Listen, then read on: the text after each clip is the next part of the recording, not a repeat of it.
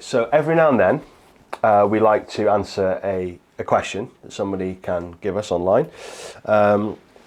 We have one here from Jenny Pringle, who saw the Unbelievable podcast that you were on. Yeah. And she said that she had to pause it many times and chat with her husband to discuss certain points. But there was one burning question that she wanted to ask. So here's the question. If horror films are permitted if they finish with light and pointing towards Jesus, then what are the Watts brothers' views on unbelievers and believers watching horror films that are not made by Christian filmmakers, which most likely don't glorify God?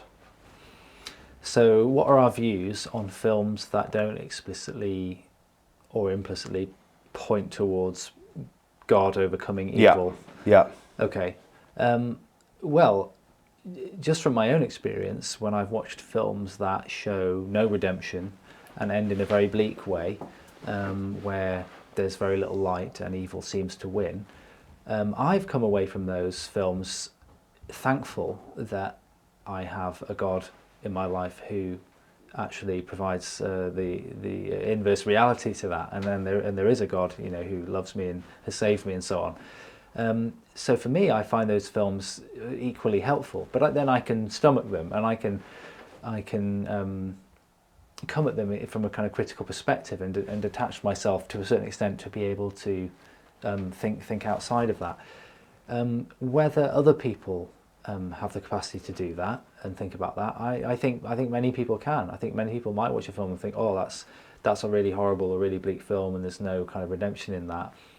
I don't necessarily think people's automatic reaction will be to think that that's good and to wish that they lived in a world where that kind of evil happened. I think instinctively people respond to films like that with a sense of indignation and a sense of a stronger desire for something good, something better than what happens in that film. So I think there is actually value in those films, because sometimes in society, in life, we need to be shocked.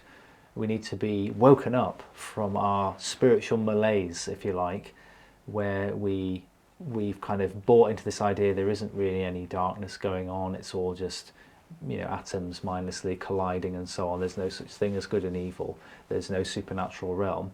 Sometimes films that are deeply disturbing and offer no light, sometimes those can be the most powerful. I'm not saying all films should be like that. It's great to have horror films where there is a strong sense of good and a sense of redemption that comes through. You need a balance to kind of educate the horror audience and balance out those bleak films. I certainly wouldn't want to just watch some of those nihilistic movies, but I think there is value in those kinds of movies. My answer to it would be that if we look at filmmaking as a tool that's all about either evangelizing or glorifying God, we're seeing it as some kind of religious tool. And that's where potentially you might be going wrong.